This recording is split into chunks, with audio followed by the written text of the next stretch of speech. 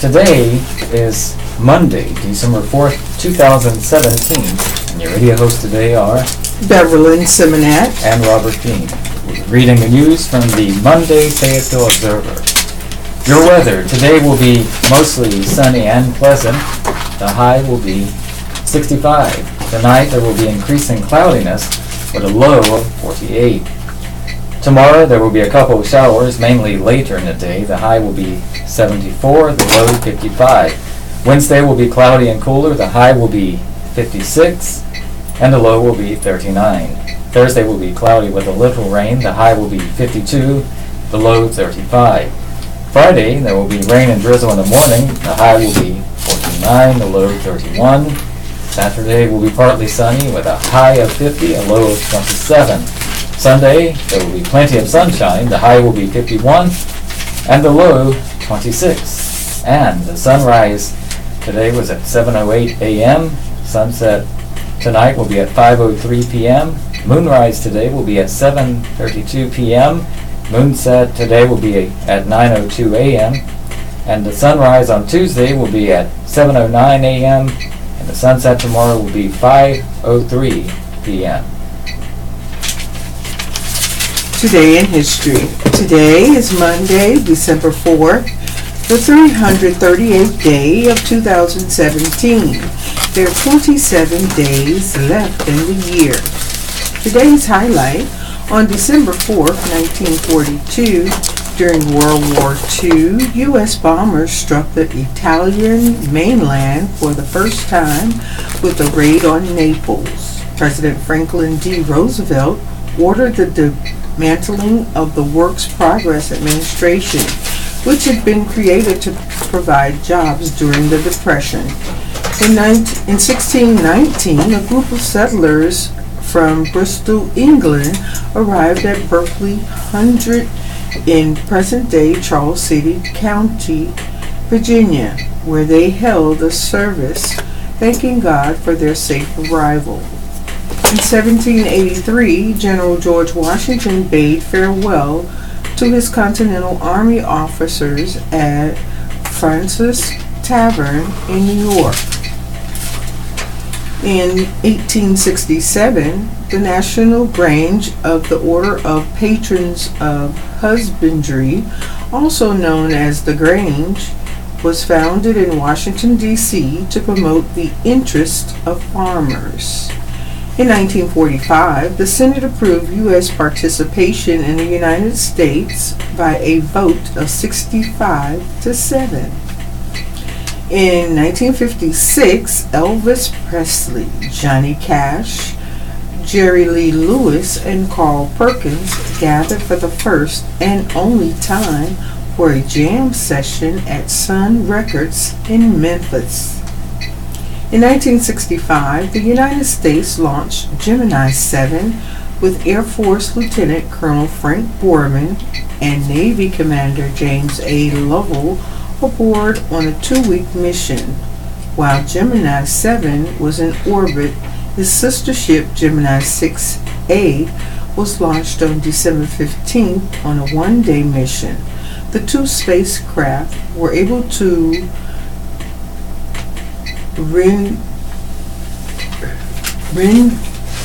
rendezvous within a foot of each other.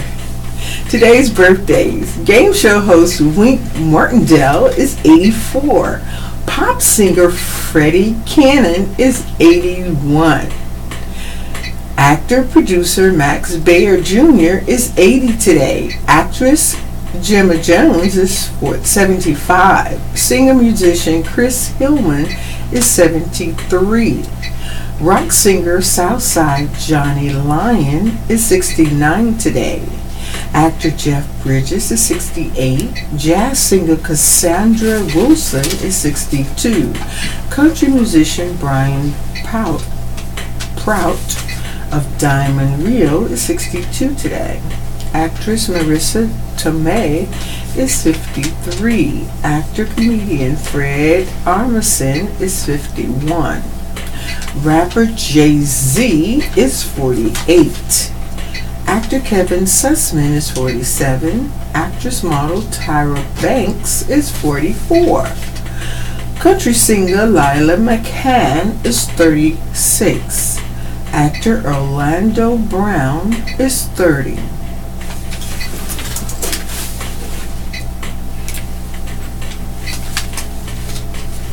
And Daybreak Need to Know. Behold, Sweet Tea Shakespeare presents Behold, a full Christmas cantata, Thursday through Saturday at Holy Trinity Episcopal Church on 1601 Rayford Road. On Thursday, the Fayetteville Technical Community College course will join the performance with Christmas Around the World, featuring holiday music from other countries. The program begins at 7 p.m. each night. Donations are accepted in lieu of admission. Festive drinks will be available for purchase. Christmas fundraiser. The Coach's Box on 3910 Ellison Street in Hope Mills is holding a baseball-softball camp December 15th through 17th. The cost is $50 per player, with the registration fee going to local charities, and items such as blankets, jackets, scarves, gloves, and toiletries are also being collected for a local homeless shelter. Donation boxes are located inside the Coach's Box through December 17th. To register for camp or to learn more about the fundraiser efforts, call 424-1010 or email rmarshall@thecoachesbox.com. Robeson County Christmas Show is Thursday through Sunday, 7 p.m. at Carolina Civic Center on 315 North Chestnut Street in Lumberton. The annual holiday musical review features a variety of performers singing and dancing, and appearances by Rudolph the Red-Nosed Reindeer, Frosty the Snowman, and Santa Claus. For showtimes and tickets, go to carolinaciviccenter.com or call area code 910-738-4339, extension 106. Christmas in the Park, Thursday through December the 21st, 6 to 9 p.m. at Arnett Park, 2165 Wilmington Highway. Stroll along a half-mile paved walking trail and enjoy sights and sounds of the season. Admission is $10 per family vehicle, $13 per commercial vehicle, or $75 per bus or motor coach, cash only. Photos with Santa, kids crafts, marshmallow roasting, and train rides are available for purchase. Food vendors will be on site. Call 433-1547 or 306-7325 in the event of inclement weather to confirm operating hours. We want to hear from you. Please submit your events in writing at least 10 days in advance. Email calendar at FAYobserver.com or fax details to 486-3545. For questions, call 486-3500. Thanks to everyone on today's list of donors. Only 21 days left until Christmas, and we're up to $34,153.21. Not bad, but we have a long ways to go to help the Salvation Army fulfill its mission of helping the less fortunate in our community over the next year. The Bill Shaw Salvation Army Christmas Fund is a tradition in this town going back to the Great Depression. Good folks like you who believe that every child deserves a little happiness at Christmas have helped countless families over the years. It truly takes all of us giving what we can, especially this year when we're seeing families still struggling to recover from Hurricane Matthew. Thank you to Jesse and Garnell Martin, Virginia Oliver, Kay McRaney, and Ernest Blount for leading our list today with their donations. Won't you contribute? We'll continue to publish our list through Christmas. Send your tax-deductible check to the Bill Shaw Fund, 220 East Russell Street, Fayetteville, North Carolina, 28301. Once again, 220 East Russell Street, Fayetteville, North Carolina, 28301, or drop it off during normal business hours. Acknowledged, $24,000 $843.21. Jesse and Garnell Martin, $700. Virginia Oliver, in memory of Harry Oliver, $500. Kay McCraney, $400. Ernest Plout, $350. And the list goes on and on. Public safety, Cumberland County. Arrest Jasmine Lynn Evans, 24, of the 100 block of Blunt Street, and Anthony Emmanuel McMillan Jr., 32, of the 900 block of Country Club Drive, were arrested Sunday on multiple drug charges. Bail for each was $48,000. Brian Watlington, 25, of the 5100 block of Everett Court, was arrested Sunday on the charge of being a felon in possession of a firearm and misdemeanor carrying a concealed gun. Bail was set at $50,000. Alex DeMonta Davis, 33, of the 500 block of Grace Avenue, was charged Saturday with breaking and entering a motor vehicle, possession of stolen property, and misdemeanor larceny. Bail was set at $2,500. Mercedes LaCree McCullers, 17, of the 1000 block of Windward Cove, was charged Saturday with larceny by employee. She was released without bail. Vehicle break-ins. The 3800 block of Holyoke Drive was reported at 11:57 a.m. on Saturday. Walther 22 caliber handgun was stolen from an unlocked SUV in an apartment complex parking lot. The 7200 block of Pebblebrook Drive was reported at 5:18 p.m. on Saturday. An M&P 9mm handgun was stolen from an unlocked pickup truck parked at a home. The 1700 block of Owen Drive was reported at 5:07 a.m. on Saturday. The car was broken into. Police equipment, including handcuffs, a police jacket and hat, a ticket book, an alcohol sensor, and other items were taken from in a parking lot by the Cumberland County Alcoholic Beverage Control Board office. The 400 block of Valor Way was reported at 5:14 a.m. on Saturday. The car was broken into. The thief was scared off. Nothing was reported stolen. Break-ins. 1700 block of Clinton Road was reported at 3:35 a.m. on Saturday. Convenience store was broken into. Money and tobacco products were taken. The 200 block of Lever Street was reported at 10:12 p.m. on Saturday. Televisions, video game console, video game, and media player were taken from a home. The 5400 block of Wichita Drive was reported at 4:03 a.m. on Sunday. Apartment was broken into. 2 televisions, a video game console, a laptop computer, video games, and clothing were stolen. Shooting. The 1200 block of VV Estate Circle was reported at 9:30 a.m. on Saturday. Gun was fired at a man and no injuries were reported. Robbery. 3026 block of Bragg Boulevard was reported at 9:42 p.m. on Saturday. A robber with a gun stole $83 from a CVS pharmacy. Hope Mills Board to swear in members. For one of the few times in nearly a year, the Town Board of Commissioners will be at full strength starting tonight. At its 7 p.m. meeting, the board will swear in members who were elected or re-elected November 7th. The meeting will be held at Town Hall, 5770 Rockfish Road. Jerry Legg and Pat Edwards were re-elected. Mike Mitchell, Megan Larson, and Jesse Bellflowers were elected.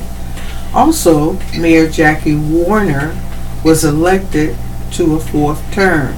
The board has rarely had 5 members the past year, following the death of Edwin Deaver on December 13th at age 83.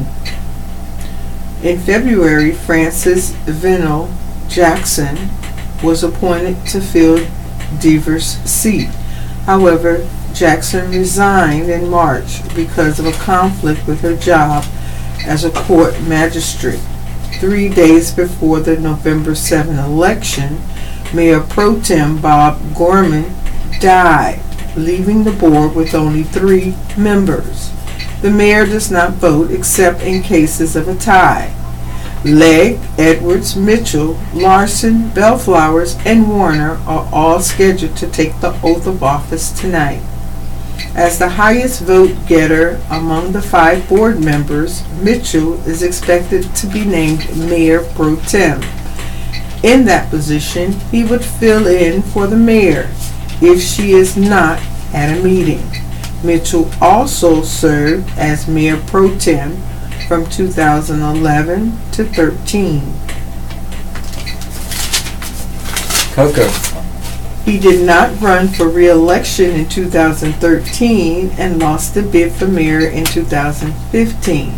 Mitchell said he is looking forward to serving again. He said some of the top issues facing the new board will probably be developing a master plan for parks and recreation facilities, working on a plan to alleviate traffic congestion, and building a new public safety building to house the police and fire departments. He noticed that work on the new Hope Mills Lake Dam is nearly finished. The board will get an update on the dam and when the lake can be filled at tonight's meeting. It is an exciting time, Mitchell said. I think there's a lot of positive things happening for Hope Mills. Also, at tonight's meeting, the town will make a presentation to outgoing 2-term Commissioner Brian Marley, who lost the re-election bid in November. Marley thanked Hope Mills citizens for allowing him to serve. He said any credit for accomplishments over his 2 terms should go to the town staff. I didn't do anything, Marley said. I was just part of the team. Marley cited the 2014 settlement with the designers and builders of the previous failed dam as a mayor event during his time on the board. The town won $9.4 million in the settlement, allowing it to get the new dam built. After the swearing in and completion of a few items of business, a reception will be held in the Parks and Recreation Building next to Town Hall. Staff writer Roger Mullen can be reached at rmullen@fayettevilleobserver.com or 486-3561. Coco talks box office for 2nd straight week by Jake Coyle, the Fayetteville Press, New York. In a sleepy post-Thanksgiving weekend at the box office, Pixar's Coco remained the top film for the 2nd straight week, while a number of Oscar contenders packed theaters and specialty release. Coco again easily led all films with $26.1 million in the U.S. and Canada, according to studio estimates Sunday. The acclaimed animated tale based on the Mexican holiday Dia de los Muertos, Day of the Dead, has dominated new releases both domestically and abroad. It has already racked up a global gross of $280 million, including record-breaking totals in Mexico and an impressive $75.6 million in China. With no major wide releases, Warner Bros. Justice League also held in 2nd place with $16.6 million in its 3rd weekend. With a domestic total of $197.3 million in 3 weeks, the DC Comics superhero team-up release isn't going to catch Marvel's Thor Ragnarok. The better-received Thor sequel has proved far mightier, with nearly $300 million in 5 weeks of release. The family film Wonder, about a 5th-grade boy played by Jacob Tremblay with facial abnormalities, likewise stayed in 3rd with $12.5 million. The sleeper hit of the season, also starring Julia Roberts and Owen Wilson, has taken in $88 million in 3 weeks for Lionsgate. The estimated ticket sales for Friday through Sunday at U.S. and Canadian theaters, according to ComScore, coming in at 10th with a Bad Moms Christmas, took in $3.5 million. The Star took 9th place with $4 million, with $4.5 million. 3 Billboards Outside Ebbing, Missouri took 8th place. 7th was Lady Bird with $4.5 million. In 6th place was Murder on the Orient Express with $6.7 million. Coming in at number 5 was Daddy's Home 2 with $7.5 million. Thor Ragnarok took in $9.7 million to claim the number 4 spot. And number 3 was Wonder with $12.5 million. Justice League with $16.6 million took 2nd. And Coco with $26.1 $1 million took first for the weekend. Departing council members were acknowledged. Departing members of the city council received keys to the city during their last board meeting. Departing Mayor Nat Robertson first gave a key to the city council Kirk DeVury, who lost his bid for mayor during the primaries. He has been working hard for the city of Fayetteville for decades, Robertson said. It is an honor to have worked with him personally for the past 2 years. DeVury thanked Robertson and the community for supporting him. He expressed hope that the next city council will continue to work on the issues of poverty through the initiative he and the councilman Larry Wright started, Pathways for Prosperity. The audience in the city council chambers laughed during Robertson's speech for departing Councilman Chalmers McDougal, who lost his position to DJ Hare. I consider you family. It's one of those things where we argue like family, but at the end of the day, it's about getting the job done. Robertson said, we've always come together to do that. McDougal thanked him and the city of Fayetteville for allowing him to serve. Next, Robertson gave a key to departing Councilman Bobby Hurst, who decided not to seek re-election. Hurst, a longtime council member, gave a challenge to the next city council. To the new council challenge, I challenge you to be visionaries and look at the big picture on what policies and best practices will make Fayetteville appealing as home for families, a wonderful destination for travelers, and a superb location for new business and industry, Hurst said. You are empowered and responsible to make this happen. Lastly, Mayor-elect Mitch Colvin presented Robertson with the key to the city. Robertson lost his re-election bid to him. In spite of a very interesting election cycle, I've served beside you for the last 4 years, and I've enjoyed most of the time, Colvin said. We have had our differences publicly and privately, but for the most part, we knew our intentions were the same, and that was what was in the best interest of the city. Robertson thanked Colvin and said it was an honor to serve. Thank you, Doug, Karen, and the city staff for putting up with the hard questions and the tantrums over the past 4 years, Robertson said. Fayetteville is truly a unique place, and it's unique because of our people. Joint 911 Center. Consideration of creating a joint 911 center with Fayetteville is on the agenda for the Monday night Cumberland County Board of Commissioners meeting. The proposal comes after Cumberland County Commissioners Chairman Glenn Adams sent a letter to Mayor Nat Robertson on November 14th, saying the county was withdrawing itself from deliberation of the project. For years, local leaders have spoken about establishing a joint center to save money and increase efficiency, but leaders from the county and city have argued over who should run the center.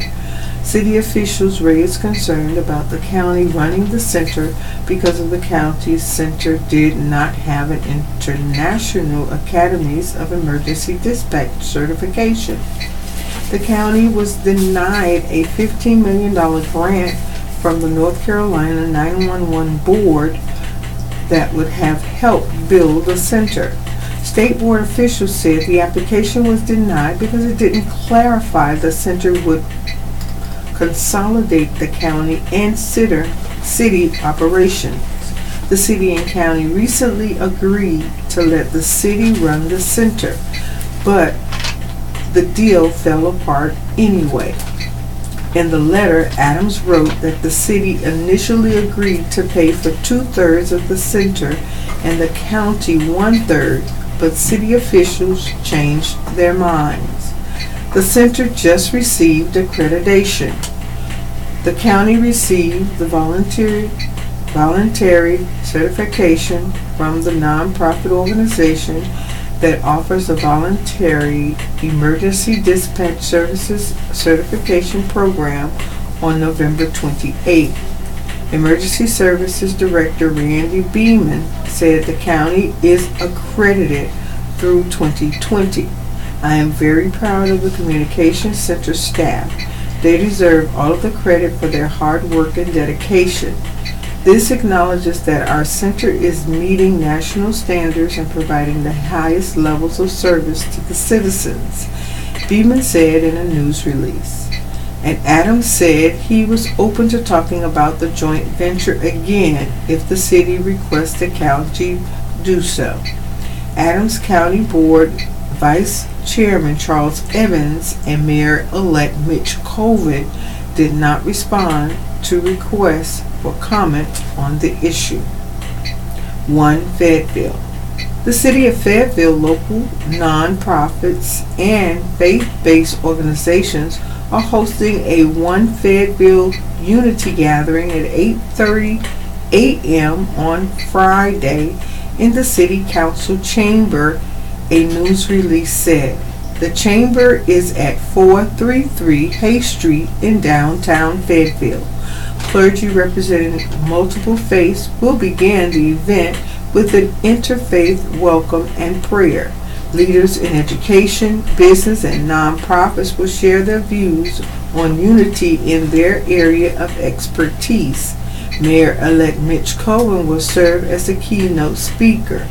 Unification of all organizations and all people in Fayetteville is needed, and the One Faith Unity Gathering will be an opportunity for our community to come together. Cohen said in the release, "When I ran for mayor, working together was a huge part of my platform, and this event is the first example of how I will promote unity in Fayetteville. The public is invited to attend and refreshments will be served. The event is scheduled to less than an hour."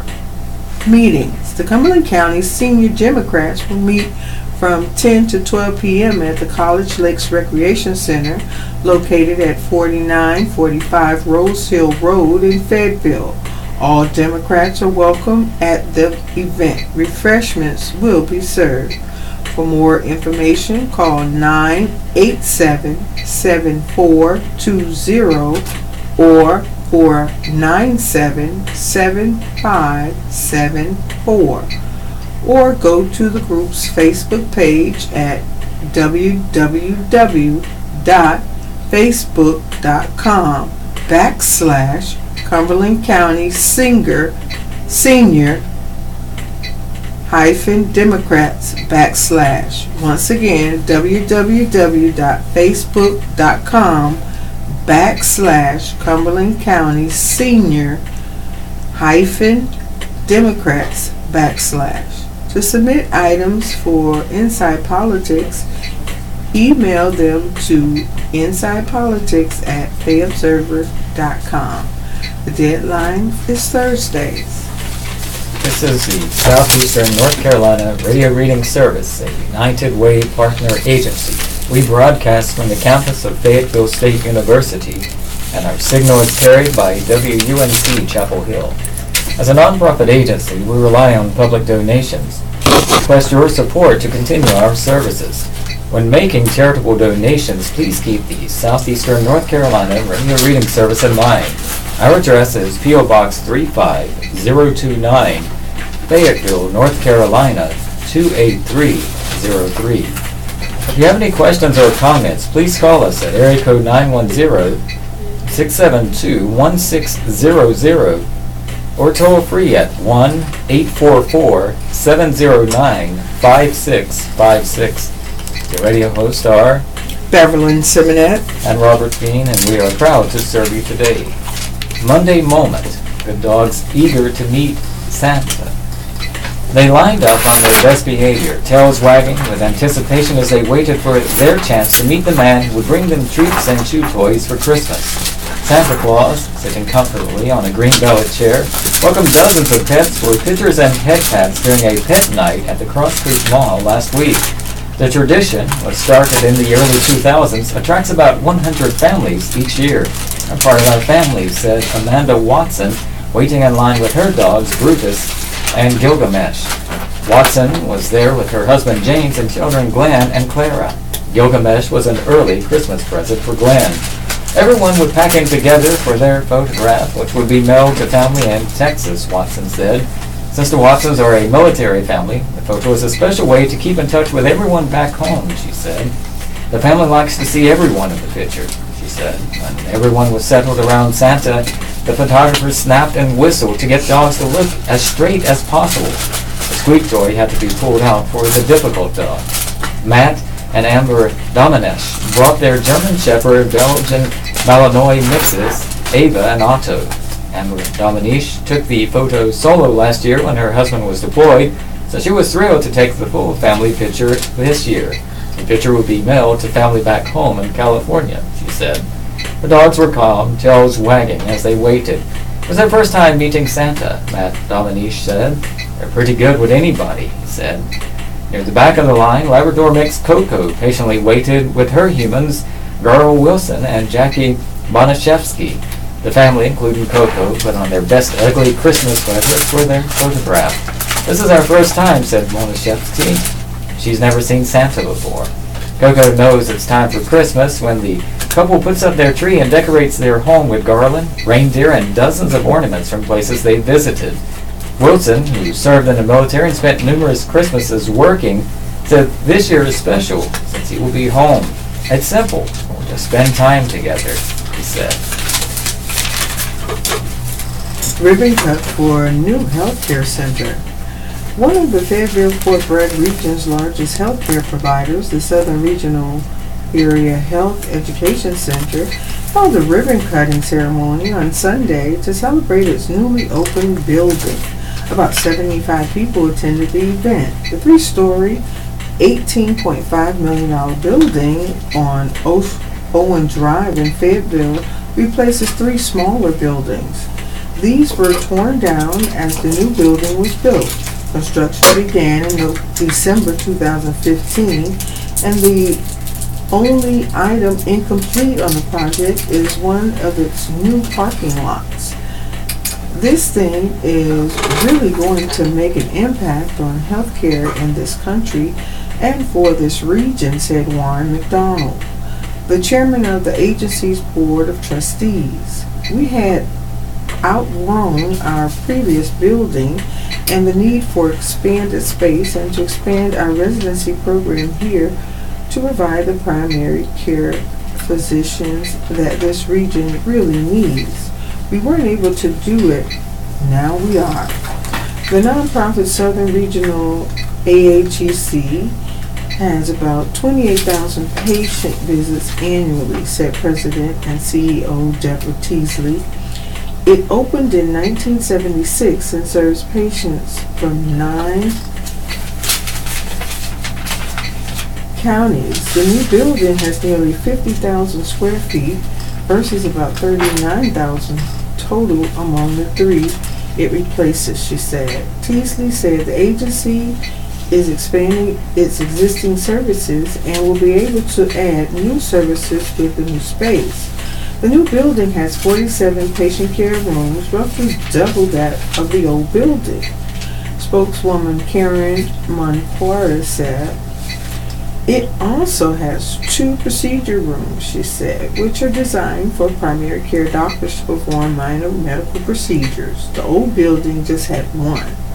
The old buildings also had significant problems with their plumbing and air conditioning.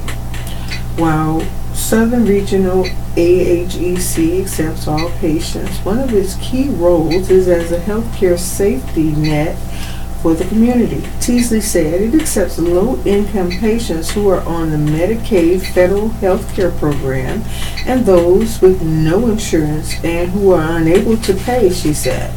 The staff includes 24 medical residents. Physicians are still in training and who do their work under the supervision of other doctors there. The new building is being paid for in part with donations and mostly with a bond. McDonald said, "We're carrying most of the weight out of our own resources." McDonald said, "Increasing patient load is going to help us pay off this mortgage." Staff writer Paul Wolverton can be reached at pwolverton@fayettevilleobserver.com and 910-486-3512. Their Joyful Noise is for a Good Cause by Kim Hasty, Pinehurst. Certainly, you'd be hard-pressed to find a more heartfelt rendition of "O Come, All Ye Faithful." The Moore County Literacy Council presents its inaugural Christmas in the Pines ecumenical service Thursday at 6:30 p.m. in the historic Fair Barn. Some 175 musicians will be on hand to lend a joyful noise in an effort to ease the challenges of people who struggle to read. And in a running for most joyful of all will be 31 members of Joyful Noise of the Ark of Moore County, a group of singers who face their own challenges with intellectual and developmental disabilities. That's an irony that isn't lost on Dr. Homer Ferguson, who is serving as artistic director for the event. "I think it's beautiful that with their own struggles, here they are helping others," he said. The service is modeled on the Cambridge Festival of 9 Lessons and Carols. A Pearl Harbor commemoration ceremony will take place outside the Fair Barn before the concert, and the evening will culminate with a cookie and cider reception. A donation of $50 is suggested to attend. Stuart Miller, the Literacy Council's executive director, became aware of the original version of the event while practicing law in England before retiring to Pinehurst. "I thought we could use something like that here," he said, "though this is going to be a more rustic version. Worshipping together under the exposed pine beams of the Fair Barn will be a rare treat." The service will tell the Christmas story in chronological order through 9 readings from the Old and New Testaments, each followed by an anthem or carol. Kristen Cooper, wife of Governor Roy Cooper, will be on hand to serve as honorary chairperson. A variety of musicians will perform, including the Pinecrest High School Chamber Ensemble, the Emmanuel Choir, the Goth Capital Chorus, the Red Door Ringers, and the Youth Handbell Choir from First Baptist Church in Southern Pines. They range from the very young, who may be having their first opportunity to perform in an important event, Ferguson said, to those of us with multiple degrees in music.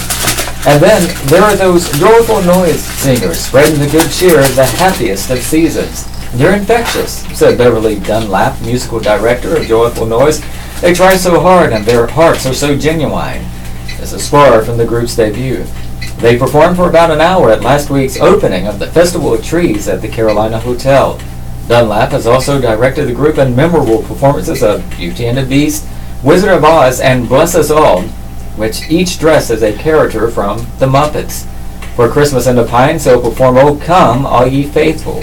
Dunlap says those in attendance won't likely forget this particular rendition of the familiar carol. "They'll take the joy of the music and let it fly," she said. "I'm blessed beyond measure that I get to be a part of it." Kim Hasty can be reached by calling 486-3591 or emailing khasty@fayobserver.com. In the abstract, A Ball and Red Staircase by Adam Wells is located at Hay and Old Streets. Work in Progress is a temporary public art exhibition gifted to the Fayetteville community through private donors and matched with Arts Council funding. Each public art piece tells a story. Next time you're downtown, you may find yourself asking, "What's that?" The Arts Council of Fayetteville, Cumberland County, recently installed 17 sculptures by artists from around the country. Over the next few weeks, we'll share with you the meaning behind the public artworks, which will remain on display throughout downtown until September. Starting this week, you'll be able to see a map of all 17 pieces on wereadradio.com. What is it? Ball and Red Staircase. Where is it? At Hay and Old Streets downtown. Who's the artist? Adam C. Wall, the professor at the University of North Carolina at Pembroke since 2007. According to his website, Walls has also taught in the public school system and operated his own ceramic studio. His work has been featured in sculpture parks and exhibitions across the United States. Wall's pieces are predominantly monumentally scaled, steel fabricated forms, which often reflects his interest in escapist fantasy, according to his website. What is the meaning of the piece? According to his website, The Ball and the Red Staircase depicts the difficult task of taking on a challenge that I can't even imagine taking the first step of, yet I am still able to visualize myself meeting this task. This is represented by the staircase with an impossible high first step and a mirrored sphere at the top that will allow any viewer to see themselves on top of this sculpture. And this month's Unsolved Cape Fear Mysteries is about Pam Walder, a Terry Sanford High School student who vanished in 2005. 2 years later, soldiers found her jawbone on Fort Bragg. About the series, for families and investigators, the search never ends after an inexplicable disappearance or unsolved murder. This monthly series explores these cases in our region. You can go to FAYtopics/unsolved to read about other cases.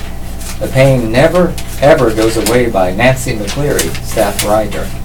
Pam Walder would have turned 29 in October. If she were alive, perhaps she would be married, maybe with children. Perhaps she would be a young lawyer, which is what she always talked about. But in 2005, when Pam was a 16-year-old student at Terry Sanford High School, she vanished from her Fayetteville home on Glen Canyon Drive, which is in the Foxfire neighborhood off Santa Fe Drive. Several days later, someone found her backpack and jacket in a remote area of Fort Bragg off Nursery Road, well north of Spring Lake.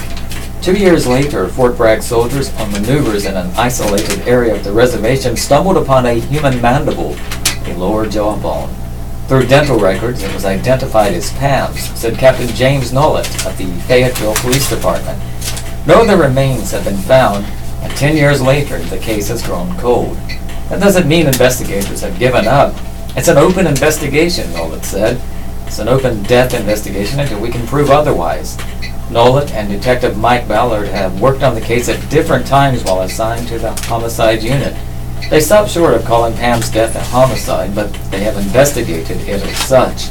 Police never identified a suspect, Ballard said, but they hold out hope that they will eventually find Pam's full remains, and if she was a homicide victim, find her killer. For Pam's grandparents, Steve and Shalene Walder, the years haven't diminished their grief. The pain never ever goes away, Shalene Walder said. There's always emptiness on the anniversary and her birthday. Relationships. Pam came to Fayetteville in 2003 to live with her father, Bo Garcia, in an effort to establish a real relationship with him. Pam's parents were 16 when she was born in Richlands, Washington. Neither was ready to tackle the responsibilities of raising a child. The grandparents agreed to help care for Pam while her mother, Renee, finished high school and entered college. And with the parents' approval, they adopted Pam when she was 2 years old. Garcia enlisted in the Army, and it was 2 years before his next visit with his daughter. He would then visit occasionally, but he and Pam never became close. In 2000, things changed. Christmas Eve, Garcia called the grandparents and said he wanted to see his 12-year-old daughter the next day. Pam was wary and not sure what to expect, the grandmother said. She decided to go to her father's home about 75 miles away. The visit marked a turning point in the relationship. Pam was taken with her newfound family. She and her father began exchanging emails and phone calls. After Garcia was assigned to Fort Bragg, Pam came to Fayetteville to visit him in 2001. Eventually, she began talking about living with her father, according to Garcia. Pam, now 14, was determined, even though Garcia urged her to think before making a decision. The grandparents said they were a bit apprehensive, but knew they couldn't stand in Pam's way. They let her come to Fayetteville. She just wanted to see if she could be happy, Shalene Walters said. High school. Pam moved to Fayetteville in the summer of 2003. She entered 9th grade at Terry Sanford, where she made good grades and lots of friends. She joined the forensics team and became a valued member. Garcia, meanwhile, was out of the Army and working at Advanced Internet Technologies. His long hours at work upset his daughter. Garcia said in a 2007 interview she had come to Fayetteville to spend more time with him, but that wasn't what was happening. The relationship became strained and fraught with tension. Garcia has said the two seldom spoke. The tension mounted and Pam threatened on multiple occasions to move back to the state of Washington. She always changed her mind. Disappearance. On January 21st, 2005, Pam had a date with classmate Harrison Hurley to attend a military ball. He was in the Air Force JROTC. She was excited, friends said. Shalene Walters sent her granddaughter money for a dress and Garcia promised to style her hair. That night, Harrison arrived at the house. Pam was ready to go, but she was still waiting on Garcia to come home and do her hair. When the family arrived, Pam was furious. I think that's the angriest I've ever seen her, Garcia has said. Pam lashed out at him, threatening to move out. She and Harrison had a good time at the dance, but she was still angry when she returned home. Garcia was waiting up for her and asked to take a picture, he has said. She grudgingly agreed, then went to her room. The next day, Pam took part in a state forensic competition and won. She went to bed that night and hasn't been seen since. Next day. The next morning, Garcia said he noticed that the door to Pam's room was shut. He didn't think much of it. Some hours later, the door was still closed. Garcia has said he knocked on the door and got no response, but he heard a radio playing and saw no need for concern. As evening fell, Garcia said he grew worried when the door remained closed. He jimmied the lock and forced the door open. Pam was gone. Her books, Garcia said, were dumped out of her backpack onto the floor. Fayetteville police were notified, and the search began. Investigation. Detectives interviewed a multitude of people in Fayetteville, including students and teachers at Terry Sanford, Nolan said. The FBI was called to assist. Family members were interviewed and helped police as they could. Police talked to Garcia and Pam's half-brother. They found nothing. The time I spent on the investigation did not reveal anybody outside the family who would have had animosity toward Pam, Ballard said. She was well liked. The case was featured on national television, including an episode of America's Most Wanted. At some point, we've run all those leads, Nolan said, and periodically I've run into some people who ask me about it here and there. We just run a ton of leads down on this case, and it's gone nowhere. Police are hopeful that Pam's classmates and friends may still remember something that will help solve the mystery. People who went to Terry Sanford with her, who didn't feel comfortable at the time, may want to come forward now, said Lieutenant Todd Joyce, a police spokesman who has worked on the case. They might have information they weren't comfortable releasing back then. Ballard believes someone knows what happened to Pam. As an atrocity, this young girl was murdered or killed.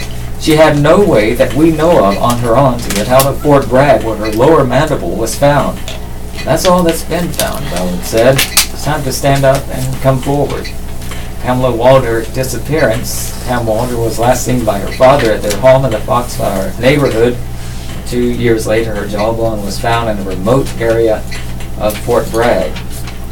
Report a tip. If you have information about this case, call Crime Stoppers at area code 910-483-8477 or submit a tip at FAYNCCrimestoppers.org. 8 years later, findings of missed red flags. A few months before 5-year-old Shania Davis was raped and murdered in 2009, law officers made a drug raid on her family's home.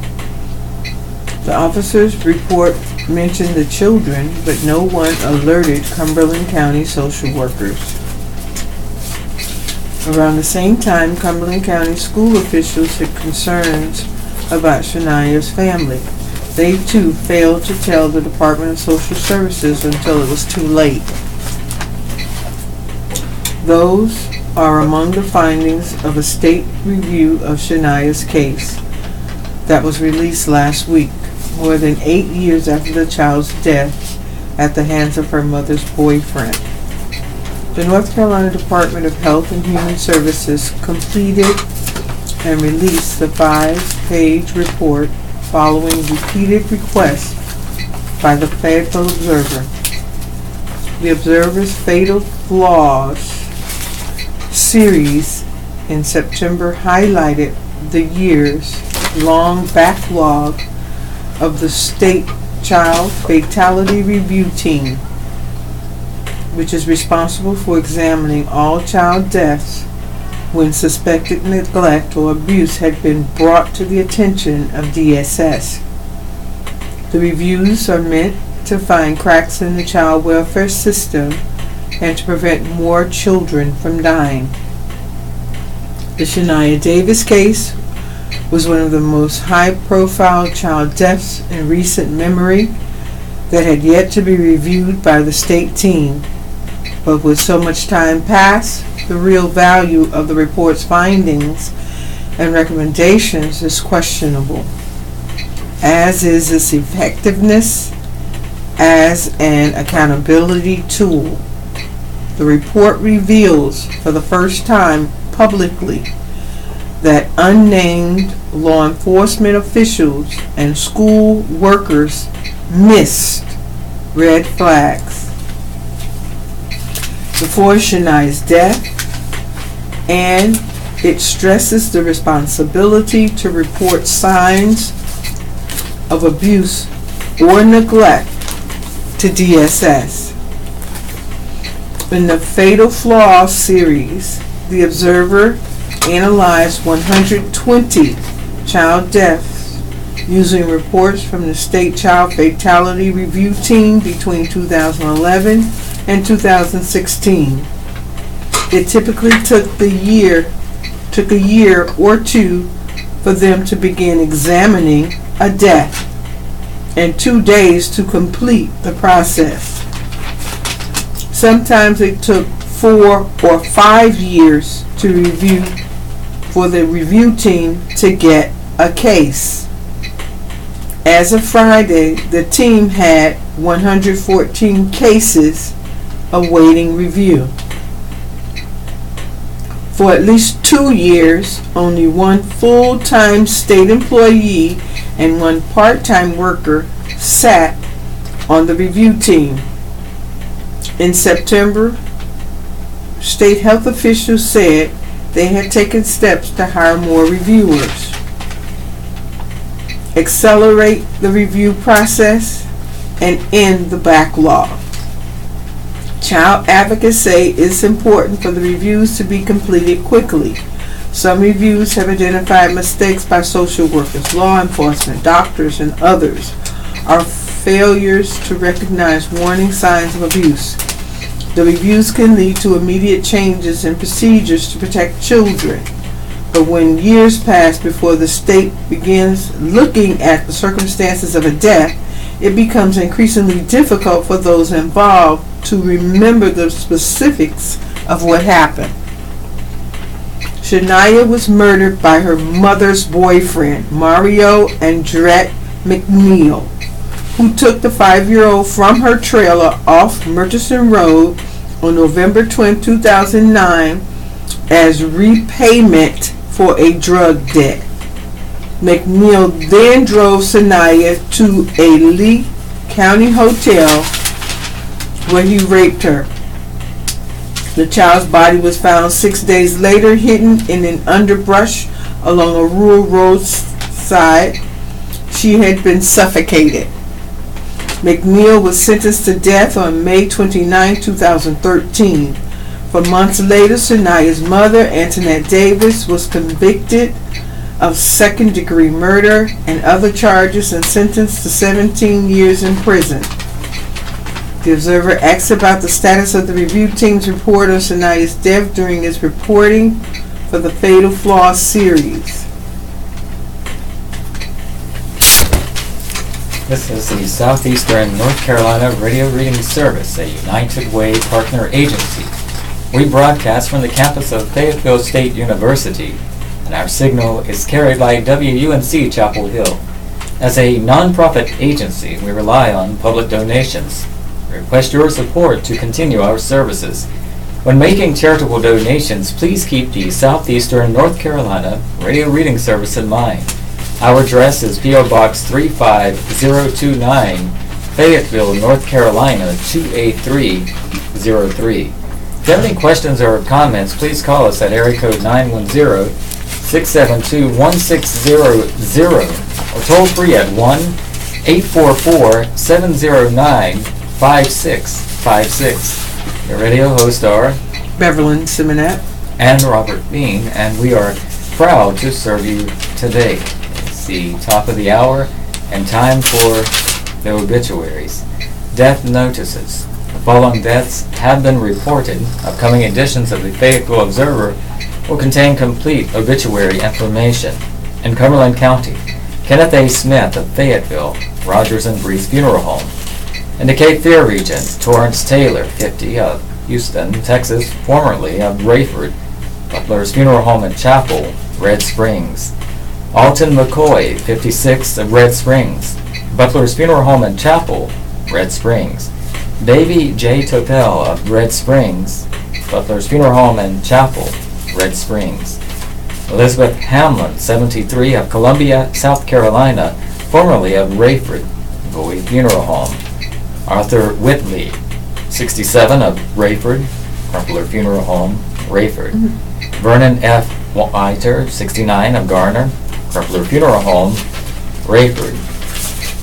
In Cumberland County, Loyal Franklin Brigman, 78, of Fayetteville, died Monday, November 27, 2017. He was a veteran of the U.S. Army.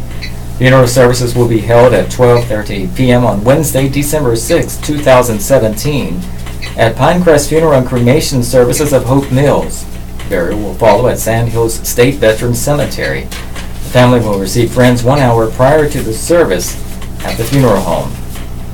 Ella Louise Kelly, 84, of Fayetteville, died Thursday, November 30th, 2017.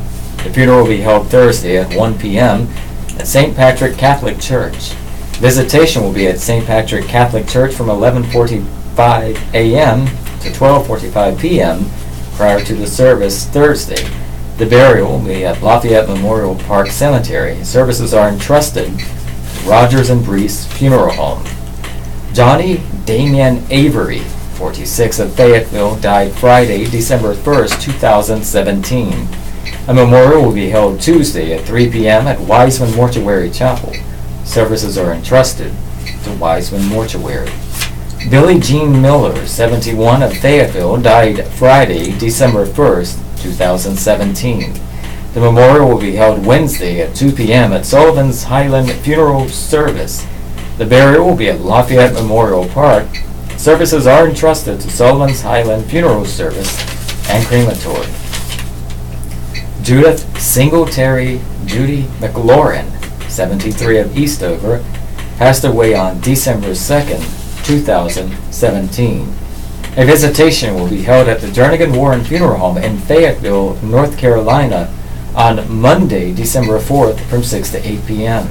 The funeral service will be held at 11 a.m. at Salem United Methodist Church in Eastover, North Carolina on Tuesday, December 5th. In lieu of flowers, the family requests donations be made to the Salem United Methodist Irrigation Fund for the beautification of Salem Church. Arrangements by Jernigan Warren Funeral Home, Region and elsewhere. Jackie Wayne Horn, 85, of Fayetteville, died Friday, December 1st, 2017. Funeral will be held Monday at 2 p.m. at Worthington Funeral Home. The burial will be at Whiteville Memorial Cemetery. Services are entrusted to Worthington Funeral Home, Chadbourn. Betty Thompson Priest, 78, of Bladenboro, died Saturday, December 2nd, 2017. Funeral will be held Tuesday at 3 p.m. at Bladen Gaskins Funeral Home. Visitation will be at Bladen Gaskins Funeral Home Tuesday from 2 p.m. to 3 p.m. and the burial will be at Oldfield Cemetery. Services are entrusted to Bladen Gaskins Funeral Home. Ellen Melton Rayner, 94, of Clinton, died Friday, December 1st, 2017. Memorial will be held Monday at 11 a.m. at First United Methodist Church.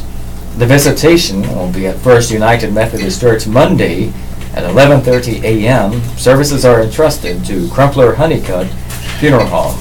That concludes today's obituaries. Dear Abby, only child feels pressure of his parents' expectations. Dear Abby, I'm 17 and so is my boyfriend.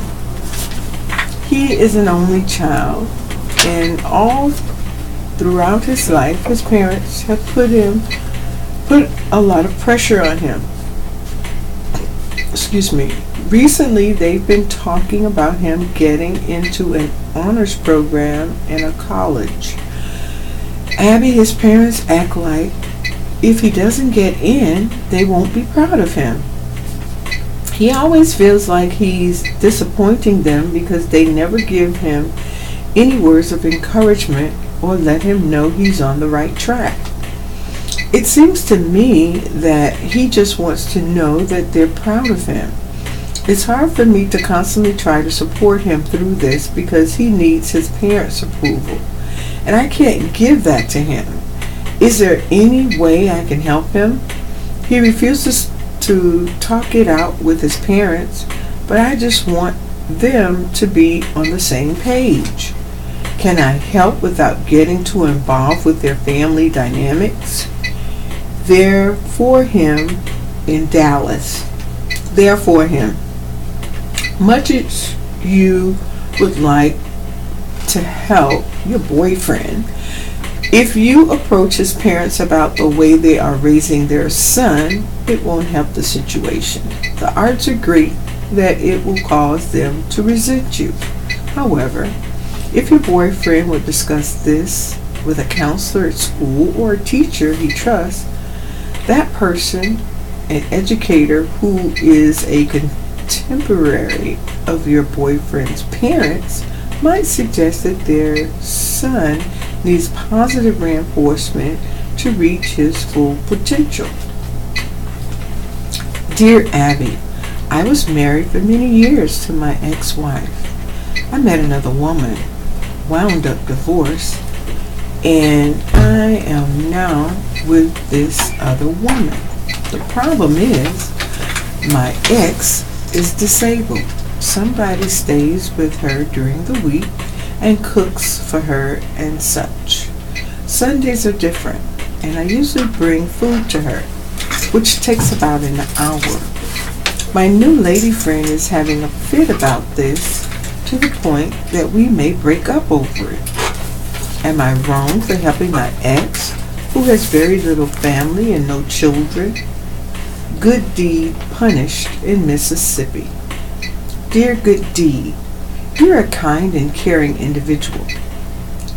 That your new young lady friend cannot recognize this for what it is, an act of compassion, and realize you would do the same for her if she needed it, is sad. You are not wrong for helping your ex, since there is no one else who seems willing. If this woman is so threatened that she can't cut you some slack 1 hour a week, perhaps breaking up would be best for both of you.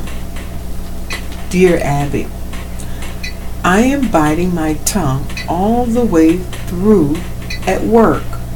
One coworker regularly brings her breakfast to eat. The other, even worse, comes in with wet hair and uses a curling iron at her computer station in shared space. Am I too old-fashioned? Biting my tongue. Dear Biting, many people bring their breakfast to work unless there's a rule against it. I see nothing wrong with it. As to the other coworker, I agree. What she's doing is inappropriate. She'd probably do a better job if she groomed herself in the restroom or at home before work. Is your supervisor or boss aware she's doing it? If not, the person should be informed. If so, then MYOB.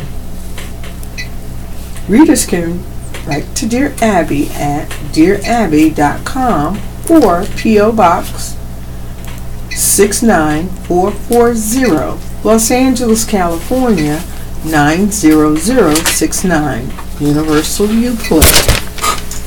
Billy Graham. Those in heaven likely know what's happening on earth. Mrs. GM asked, do people who have died and gone on to heaven know what's happening on earth? So I think they'd be sad to see the evil and suffering that go on here. But isn't heaven supposed to be a happy place? The answer, yes, the Bible assures us that heaven is a place of absolute happiness and joy and peace, far greater than anything we'll ever experience right now. The Bible says, praise be to the God and Father of our Lord Jesus Christ, who has blessed us in the heavenly realms with every spiritual blessing in Christ. Ephesians chapter 1, verse 3. Do those in heaven know what's happening on earth? The Bible doesn't answer all our questions about heaven, but it does indicate that those who have already entered heaven may be aware of events on earth. The book of Hebrews, for example, pictures life as a great arena, with those who have gone before us cheering us on in our daily spiritual struggles. See Hebrews chapter 12, verse 1. Once when Jesus' appearance was changed and his heavenly glory shone through, Moses and Elijah spoke with him about events on the earth. See Luke chapter 9, verses 30 and 31. Does this mean people in heaven are sad when evil seems to be winning the day? No, not at all. For one thing, they, unlike us, see the whole picture. They know that even in the midst of life's heartaches and trials, God is still working behind the scenes. They also know that Satan is a defeated foe, and someday all evil will be destroyed, and Christ will rule in perfect peace and justice. The most important question about heaven, however, is this. Are you sure you will go there when you die? You can be by turning to Christ and committing your life to Him. Write to the Reverend Billy Graham at the Billy Graham Evangelistic Association, 1 Billy Graham Parkway, Charlotte, North Carolina, 28201, or call 877-2-GRAHAM. The website for the Billy Graham Evangelistic Association is at billygraham.org. Tribune Media Services. Today's horoscope by Stella Wild. If you were born today, you are one of those rare and fortunate individuals who is comfortable in almost any situation. No matter where you may go or what you may be required to do, you maintain a calm, affable demeanor. Sagittarius, November 22nd through December 21st. You may have to work faster than usual today in order to stay ahead of the competition. You'll enjoy some relaxation very soon. Capricorn, December 22nd through January 19th. You may be waiting to hear from one last member of your team before you can put something new into motion. Aquarius, January 20th through February 18th. There are some things you definitely want to share and some things you don't. So you must be sure to watch what you say and do at all times. Pisces, February 19th through March 20th. You have a hunch that you can do better, and others are waiting for you to do just that. Today is a good day to unleash your inner power. Aries, March 21st through April 19th. You may be put on the spot today for someone who is eager to see how you perform under pressure. You have the advantage in this situation. Taurus, April 20th through May 20th. Habitual behavior may not get the job done today. You're going to have to adopt a new approach if you're going to be competitive. Gemini, May 21st through June 30th. If you find yourself traveling today, you must be willing to put certain concerns behind you, at least temporarily. Focus on your journey. Cancer, June 21st through July 22nd. You can get a great deal done even as you transit from one place to another. Fortunately, you are quite mobile at this time. Leo, July 23rd through August 22nd. What you see and hear today may not be meant for you, so you must be circumspect in your response. You needn't let on that you know anything. Virgo, August 23rd through September 22nd. What you do and say today can affect others in ways that you cannot possibly anticipate. So be ready to face some surprising reactions. Libra, September 23rd through October 22nd. You can turn fantasy into reality today simply by sharing with someone else what it is that you've been dreaming about. Scorpio, October 23rd through November 21st. You may have to put your fate into someone else's hands today, at least for a while.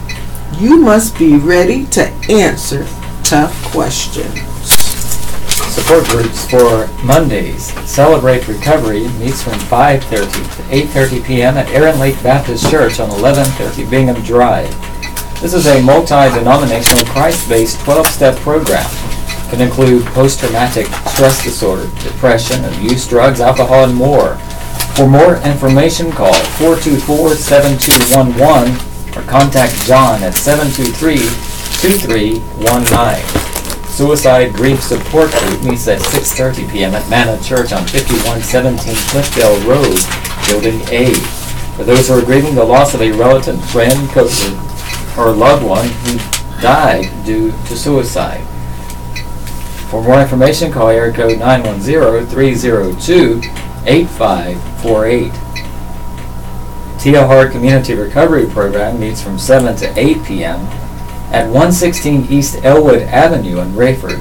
For more information, call 848-1872. Al-Anon meets at 7 p.m. at Haymount United Methodist Church Youth Activity Center on 1900 Fort Bragg Road. For more information, call 678-8002. Divorce Care meets from 7 to 8:30 p.m. at Manna Church on 5117 Cliffdale Road. For more information, contact Tim or Tracy at 892-5439. And Christ We Do Recover meets from 8 to 9 p.m. This is an open meeting at Hope Harbor Christian Mission on US 301 South Service Road. It deals with chemical dependency. For more information, contact Woody at 423-0608 or 424-8800, extension 272. Alcoholics Anonymous has several meetings on Monday. There are 7 a.m., noon, 5:30, 8, and 11 p.m. meetings at 626 Sandalwood Drive, an 8:30 a.m. meeting at 521 Hillsborough Street, a 10 a.m. meeting at 40 Marion Road in Lumberton. Holy Trinity Episcopal Church on 1601 Rayford Road has a noon meeting. There are noon, 5:30, and 8 p.m. meetings at 604 German Street. MT 2357 Quartermasters in Fort Bragg has a noon meeting. There are noon and 6:30 p.m. meetings at 401 East 1st Street in Lumberton. Highland Presbyterian Church on 111 Highland Avenue has a 6:30 p.m. meeting. My Rover Reese on 560 Wilkes Road has a 6:30 p.m. meeting. There's a 7 p.m. meeting at 1241 Pine Knoll Drive in Spring Lake. United Methodist Church and 4624 Campground Road has a 7 p.m. meeting. United Methodist Church on 4955 Legion Road in Hope Mills has an 8 p.m. meeting. Manna Church in room 215, location on 5117 Cliffdale Road, has an 8 p.m. meeting.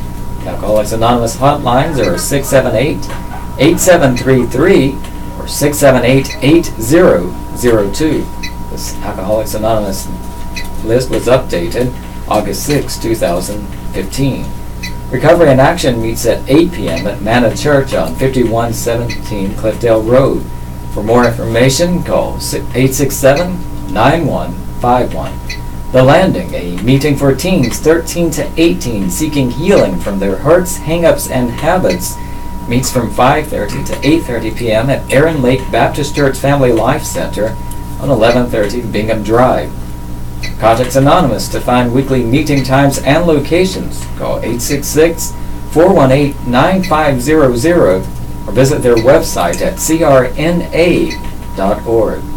People Assisting Victims meets at 7:30 p.m. at the Cumberland Community Foundation Building on Green Street.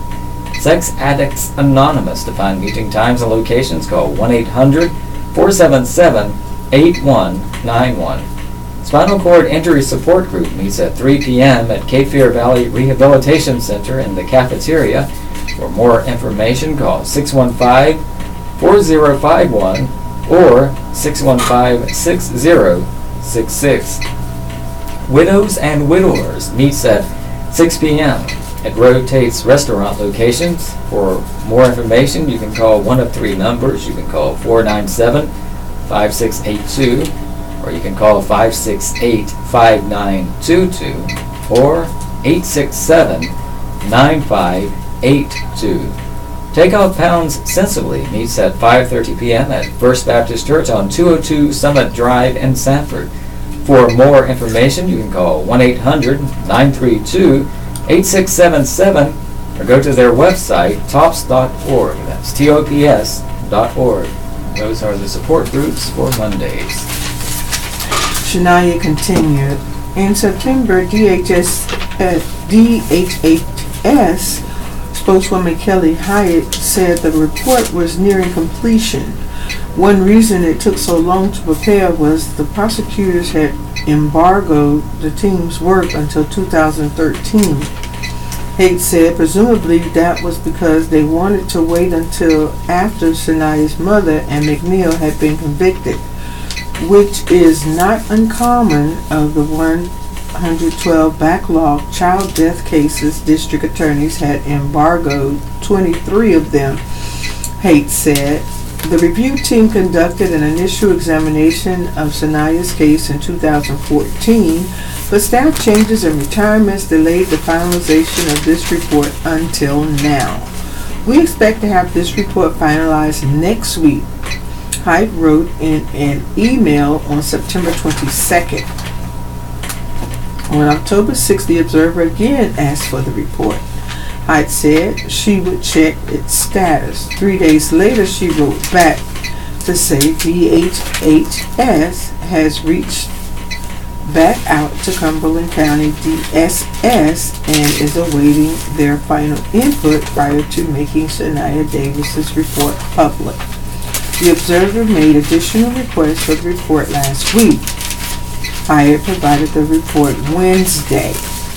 Brenda Jackson, the county's DSS director, said she received it on September 14th. Haight said DHS recognizes the importance of the reviews to improve the child welfare system. The Division of Social Services is aggressively working with county departments of social services to schedule fatality reviews, she said. Among the findings in Shania's report, child protection personnel had held discussions with law enforcement agencies about their responsibility to report child abuse or neglect, but the message may not have been reaching law officers who work in narcotics or undercover. County health care providers offered services to Shania's family, but there was a failure in following through with those services. There was a lack of communication between DSS and community professionals about the mother's identified needs and services. The report shows that DSS had been involved with Shania's family at least since October 2005. Shania would have been 16 months old at the time. The department provided in-home services to the family from 2005 to 2007. Those services stopped and the case was closed when the goals were met, the report says. In June 2009, 5 months before Shania's death, DSS interviewed a caretaker who faced a complaint. Shania's mother was also interviewed. The report doesn't say why. Jackson, the DSS director, says her department reacted immediately after Shania's death to improve its system. We reviewed any internal and external protocol procedures, policies, potential risk factors, and practices to enhance our local child welfare system. She said in an email Thursday, we strengthened community partnerships, and throughout the process we assessed and worked with our staff and community partners to improve service delivery. Jackson called the failure of police and school officials to report their suspicions that Shania was being neglected or abused an isolated incident. Our school system and law enforcement agencies strive to promptly report any suspicions of child abuse and neglect, Jackson said. The school system serves as one of the leading reporters of suspected child abuse in the county. Gina Hawkins, who left Georgia to become Fayetteville's police chief in August, said she is aware of Shania's case because it made national news. She said she plans to review the state report for training and to see what occurred and what was missed so it never happens again. In the years following the Shania case, 7 other children's deaths in Cumberland County were examined by the State Child Fatality Review Team. As with all cases that the team reviews, the families have been referred to DSS within a year before the death. The report for a 3-year-old girl who was murdered said no documentation was found to show DSS has sufficient contact with her family. A report involving a 14-month-old boy who was murdered shows that DSS prematurely closed his case, and in findings similar to one for Shania, the review team found that DSS failed to identify a good family source for a month-old boy who suffocated. In September 22nd email, Hyde outlined the changes DHHS was making to improve the state child fatality review team. Among them, she said, was new leadership and hiring 4 reviewers and a supervisor. With the increase in workers and new policies in place, Hyde said the state hopes to alleviate the backlog of cases by July. The email was sent 2 days before the Fatal Flaws series was published. Staff writer Greg Barnes can be reached at gbarnes@fayettevilleobserver.com or 910-486-3525. Segregation is still an issue at charter schools. Minorities are studying in racial isolation, which runs counter to the school's goal of offering a better alternative. Yvonne Moreno, Larry Fenn, and Michael Malia, The Associated Press, Milwaukee. Charter schools are among the nation's most segregated, and Associated Press analysis finds an outcome of odds, critics say, with their goal of offering a better alternative to failing traditional public schools. National enrollment data shows that charters are vastly overrepresented among schools where minorities study in the most extreme racial isolation. As of school year 2014 to 2015, more than 1,000 of the nation's 6,747 charter schools had minority enrollment of at least 99%, and the number has been rising steadily. The problem? Those levels of segregation correspond with low achievement levels at schools of all kinds. In the AP analysis of student achievement in the 42 states that have enacted charter school laws, along with the District of Columbia, the performance of students in charter schools varies widely. The schools that enroll 99% minorities, both charters and traditional public schools, on average have fewer students reaching state standards for proficiency in reading and math. Desegregation works. Nothing else does, said Daniel Schulman, a Minnesota civil rights attorney. There's no amount of money you can put into a segregated school that is going to make it equal.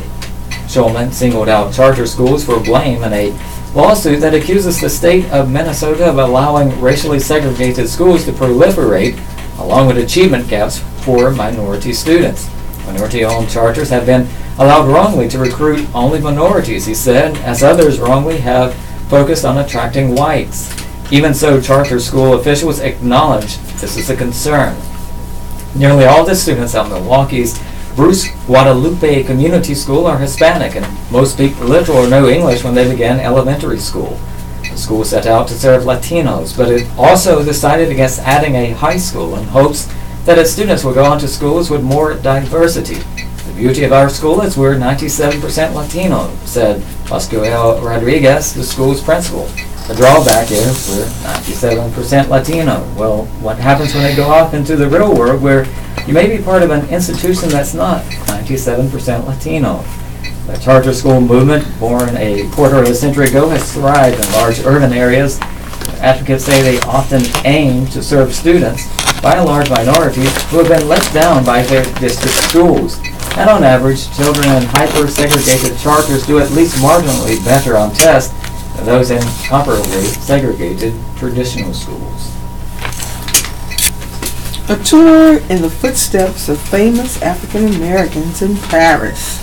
Paris, the great African American writers James Baldwin and Richard Wright began their feud over Wright's novel Native Son at Café La Douce Magots. Jazz trumpeter Miles Davis held hands with his wife, girlfriend, French actress Juliette Greco, while strolling along the Seine after hanging out with Picasso. Entertainer Josephine Baker became a megastar at the Theatre des Champs Elysees. Some travelers to Paris seek selfies with the Eiffel Tower, go to see the Mona Lisa at the Louvre, or stroll to the Arc de Triomphe. But you can create a different type of itinerary exploring African American connections to the City of Light. Some of the United States' greatest black intellectuals and performers sought an escape here from the racism of the 20th century America. And with a little homework, you can retrace their footsteps. Paris. There you can be whatever you want to be, totally yourself. Poet Langston Hughes wrote according to Paul Marshall's memoir, Triangular Road. I've never felt a moment of sorrow, Wright said about leaving the U.S. for France. How and why these black expats felt more at home in Paris than in their own country is the theme of Black Paris Tours, founded and led by Ricky Stevenson. In the U.S., African Americans contended with segregation, racial terror, and little support for their art. But in Paris, they drank wine with surrealists, frequented bars, and that aided the French resistance during World War II, and enjoyed accolades for their work. Stevenson said the French showered them with admiration and opportunity. Ironic given France's treatment of its African colonies. And while Paris today is a multi-ethnic city, immigrants from its former colonies, especially North Africans, often face racism and discrimination. Yet decades ago, African Americans felt welcomed here. St. Louis-born Frida Josephine McDonald, for example, came to Paris as a dancer after a life of cleaning houses and babysitting for wealthy white families. In the U.S., she was criticized for being too dark. The New York Times once called her a Negro wench.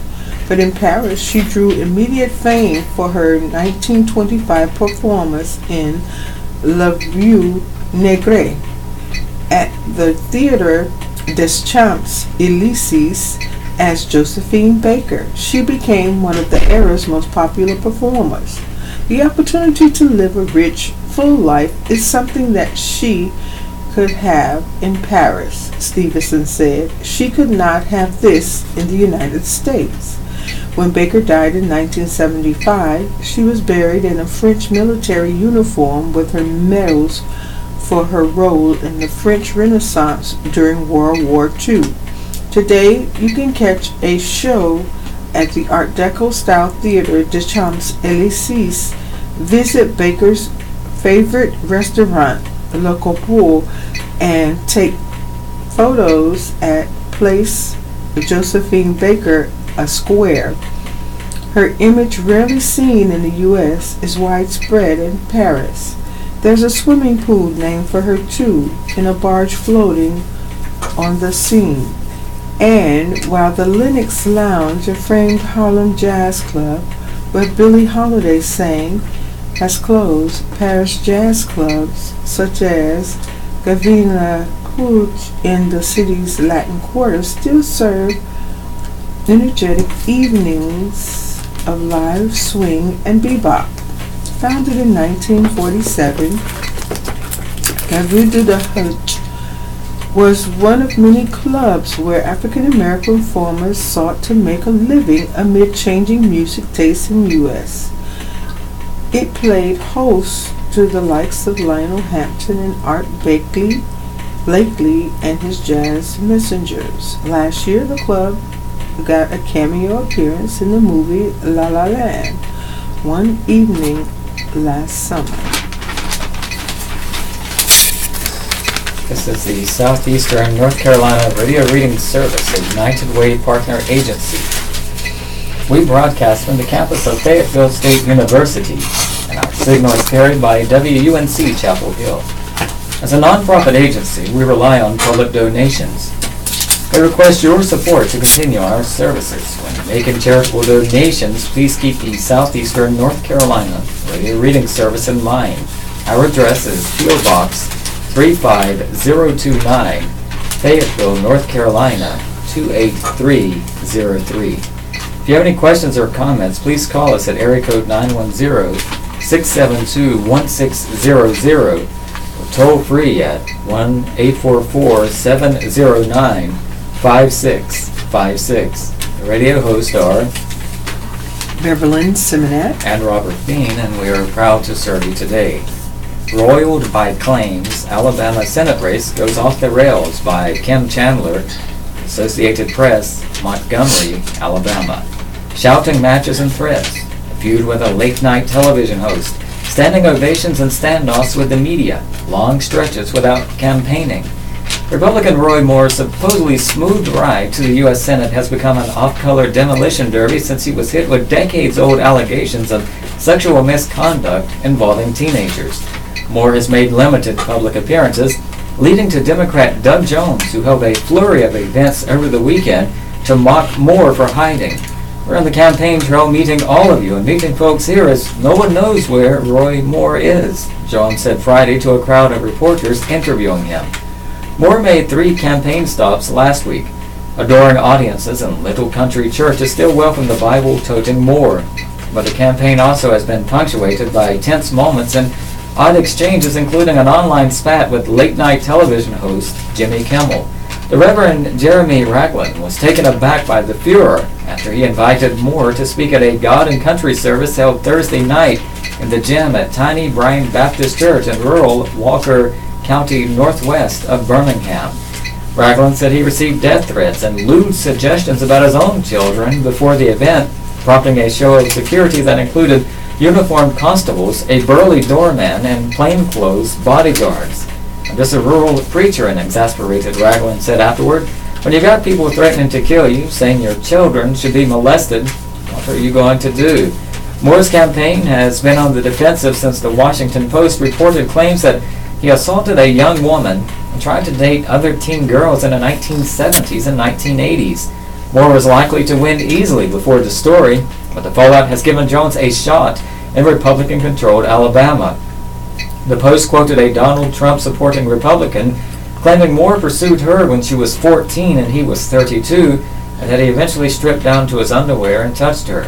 Another woman held a news conference in New York to claim Moore groped her also, and other women said Moore pursued them for dates while they were still in high school. After days out of the public spotlight, Moore returned to campaigning with dodge and jab tactics.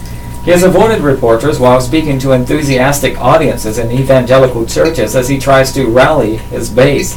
Appearing at Magnolia Springs Baptist Church in Theodore, located near Mobile in southwest Alabama, the former judge, known for his intense opposition to same-sex marriage, blamed his political enemies for the allegations. They've done everything. When I say they, who are they? They're liberals. They don't want conservative values. They're lesbian, gay, bisexual, transgender. They're socialists who want to change our way of life, putting man above God, and that government is our God. They're the Washington establishment who simply wants to keep their job, Moore said. No Sister Act, Nun's album tops charts in time for Christmas.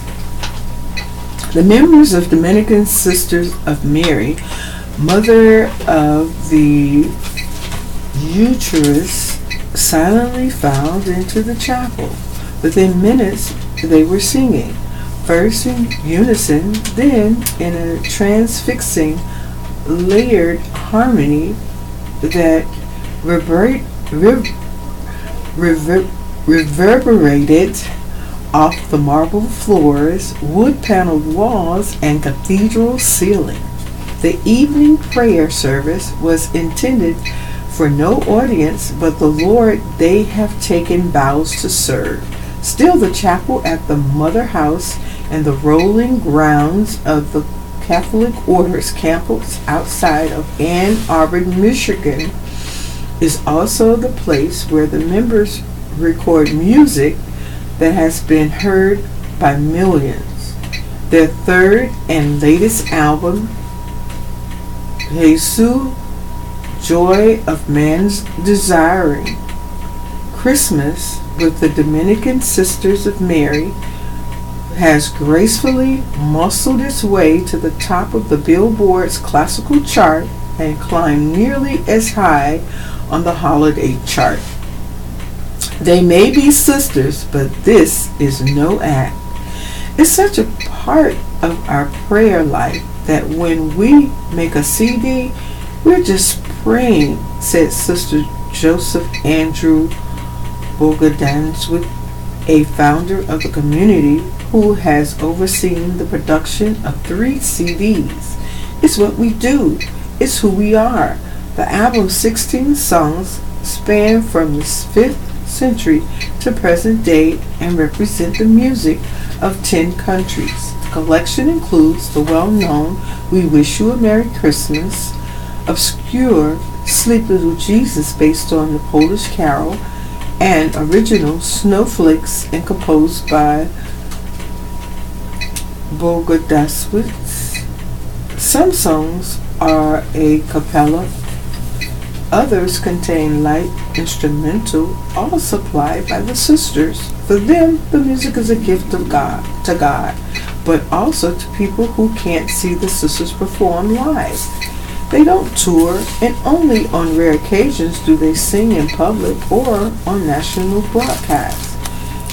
Their evening services at the Mother House are open to visitors on Sundays, but space is limited and those are structured prayers, not performances. We want them to have this beauty, and that's the only way we can do it. It can even be in another country or part of the world, or somebody who doesn't even have a clue who we are. But if they're quietly listening to this and it's elevating them towards God, then God's done everything we wanted him to do. The unconventional recording artists got their start in the music business a few years ago when the sisters were approached by Monica and Kevin Fitzgibbons, music industry veterans who founded the Montfort Music and attended the sister service known as Vespers. The label specializes in sacred music produced by hidden communities, and the Dominican Sisters of Mary latest album is distributed by Sony Music Entertainment. Some time in prayer, not surprisingly, was necessary, but a spiritual match was lit. My thought was, if we're going to do it, we need to do it well. Sister John Dominique Rasmussen, also a founder of the 20-year-old order that started with 4 sisters and now has roughly 130. The team that came here and approached us, just from my conversation, I knew they would be able to do it well. Rasmussen oversees the business side of the sisters' musical projects, and she comes by it honestly. Her mother was a country music publicist in Nashville, Tennessee, working for major record labels and then independently. Growing up around the industry has helped her understand some of its language and logistics. Her mother attends a weekly breakfast meeting of music industry people, and Rasmussen recently tagged along. She wanted to share a video of her sisters performing, so she turned to a longtime TV show host. I said, "Let me see your iPhone." And I called it up and showed it to him. She said, and soon others grew intrigued. They're like, "This is beautiful. Let me see that. We got to promote this." My mom's like, "We'll get them for everybody." The NYT's Super PAC annexation by Jonah Goldberg. It's a crazy week, so you might have missed the news that the New York Times decided to operate like a super PAC. Here's what happened. The Times editorial board changed the bio on the opinion section's Twitter account to inform the public that it was temporarily taking over the feed to lobby against the Senate GOP tax bill. The board then proceeded to tweet out the phone numbers of various Republican senators and implored the public to deluge their offices with phone calls. There was a lot of dudgeon and consternation about this among the ever-shrinking group of Americans who care about subtle distinctions in journalism. No one could remember another time when a major news outlet chose to nakedly politic in a way typical of MoveOn.org or the NRA.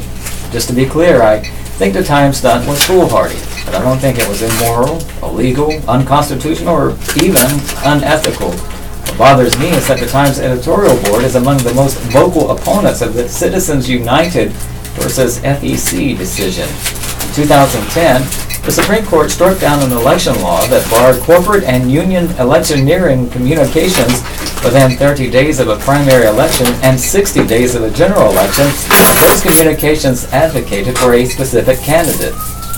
The court held that political speech does not lose First Amendment protection simply because its source is a corporation. When the government seeks to use its full power, Justice Anthony Kennedy wrote in the 5-4 decision, including the criminal law to command where a person may get his or her information or what distrusted source he or she may not hear, uses censorship to control thought.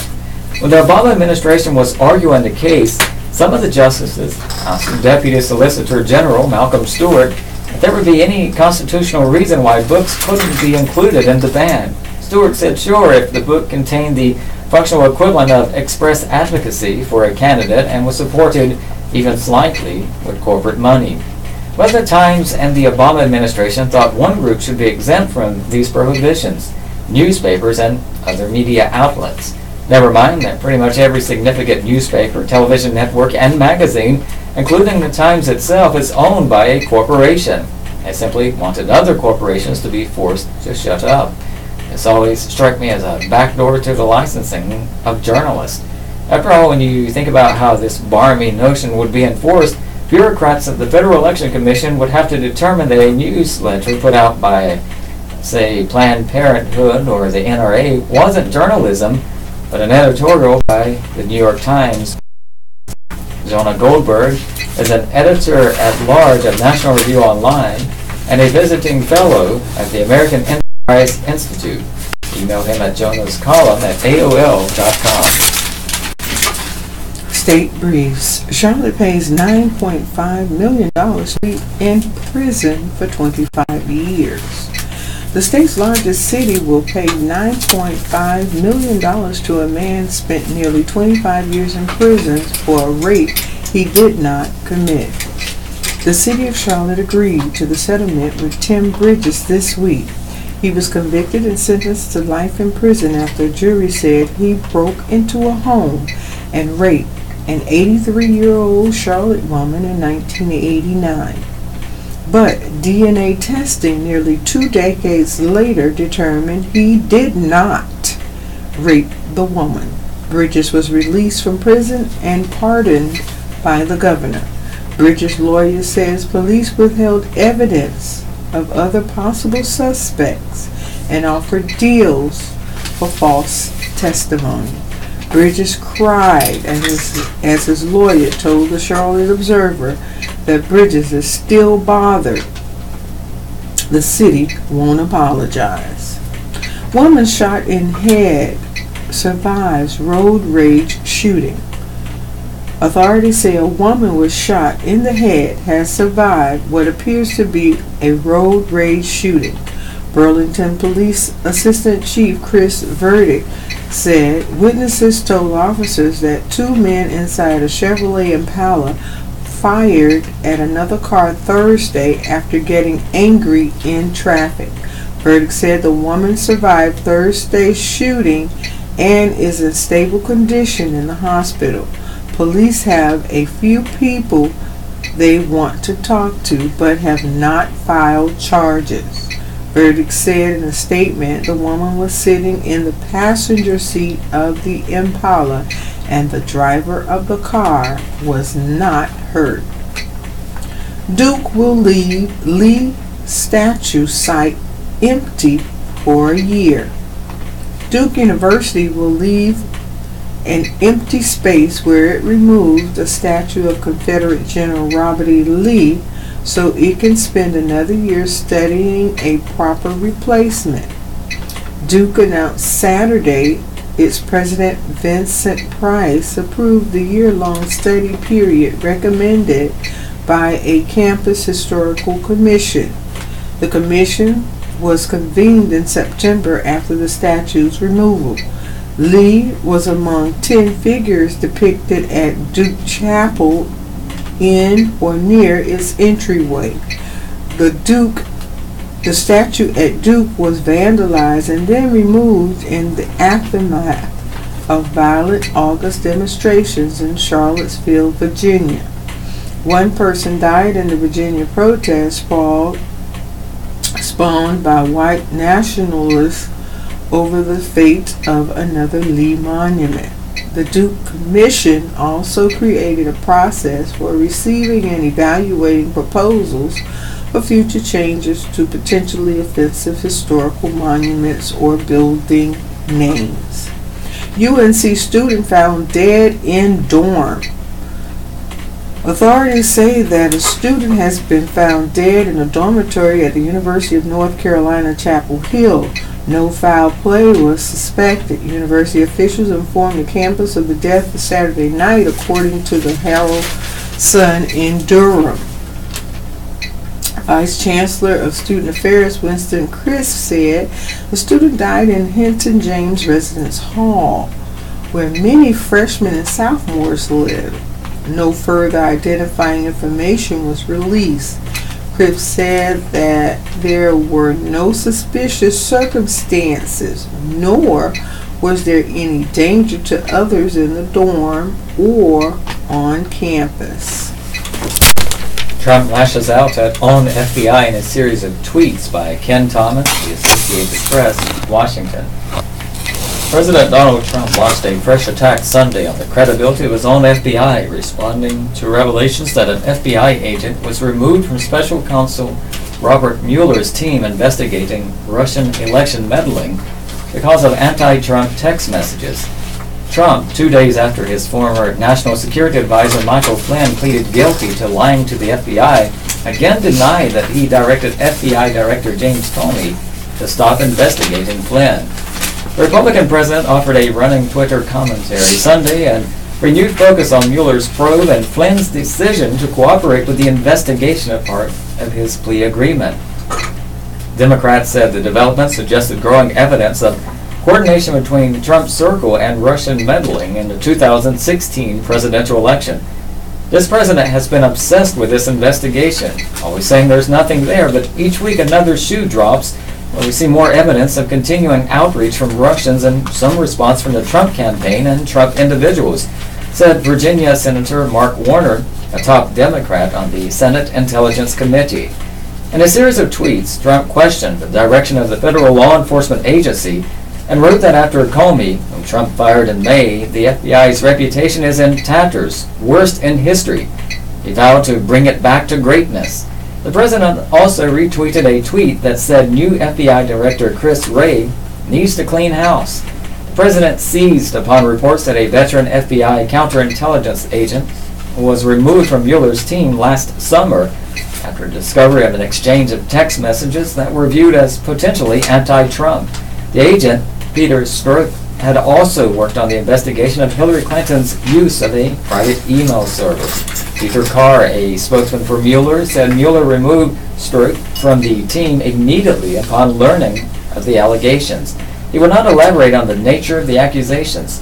The person who discussed the matter with the Associated Press was not authorized to speak about it by name and spoke on condition of anonymity. Trump tweeted Sunday, "Tainted, no, very dishonest FBI agent's role in Clinton probe under review. Led Clinton email probe." In a separate tweet, he wrote, "Report, anti-Trump FBI agent led Clinton email probe. Now it all starts to make sense." Strzok's removal almost certainly reflected a desire to insulate the investigators from any claims of political bias or favoritism. Trump and many of his supporters have at times sought to discredit the integrity of the investigation, in part by claiming a close relationship between Mueller and Comey and by pointing to political contributions to Democrats made by some lawyers on the team. Mueller has been investigating whether Trump campaign associates coordinated with Russia to influence the outcome of the 2016 presidential election. Strzok's background in counterintelligence would have been as particularly valuable for a secretive FBI probe examining foreign contacts. Mueller's investigation has so far netted charges against 4 people, with the most recent criminal case brought Friday when Flynn pleaded guilty to lying to the FBI about his conversations with the Russian ambassador. On Saturday, Trump tweeted that he had to fire General Flynn because he lied to the vice president and the FBI. He has pled guilty to those lies. It is a shame because his actions during the transition were lawful. There was nothing to hide. The tweet suggested that Trump was aware when the White House dismissed Flynn on February 13th that he had lied to the FBI, which had interviewed him weeks earlier. Comey has said Trump, the following day, brought up the Flynn investigation in private at the White House and told him he hoped he could let this go. Amid questions raised by the tweet, Trump associates tried to put distance Saturday evening between the president himself and the tweet. One person familiar with the situation said the tweet was actually crafted by John Dowd, one of the president's personal attorneys. Dowd declined to comment when reached by the Associated Press on Saturday night. It's kind of a struggle on Christmas, Mother says. Raising children only a year apart can be tough. It's tougher when one of the children has special needs. That's the situation Alita finds herself in this Christmas. Her 3-year-old son has epilepsy and is autistic, she said. She also has a 2-year-old daughter. Being a single mother and trying to juggle that is a hard job, she said. It's kind of a struggle, but I'm getting there. Although her children are still a little too young to fully understand Christmas, Alita hopes to provide them with something to make the day special. She said her son likes toy cars and trains. Her daughter has much of the same taste. My daughter is more of a tomboy, so she loves boy toys like cars and stuff, Alita says. And of course, growing children always need clothing and shoes. Alita's son wears a children's size 10 shoe. Her daughter wears size 6. Her son wears toddler size 3 coat, pants, and shirt. Her daughter wears size 2. To adopt Alita's family, though, through the Salvation Army, call 910-483-8119 and ask for angel number SA218, or choose a family from this list below. Bring unwrapped gifts to the Salvation Army or the Angel Tree at Cross Creek Mall by Saturday. You'll see the list of families on page A6. And this concludes our reading of Monday's Fayetteville Observer, dated December 4th, 2017. The radio hosts have been Beverlyn Simonette and Robert Bean. For our radio listeners, we will now join the Raleigh Network for additional program. Thank you for tuning us in. We've enjoyed being with you. Have a wonderful day.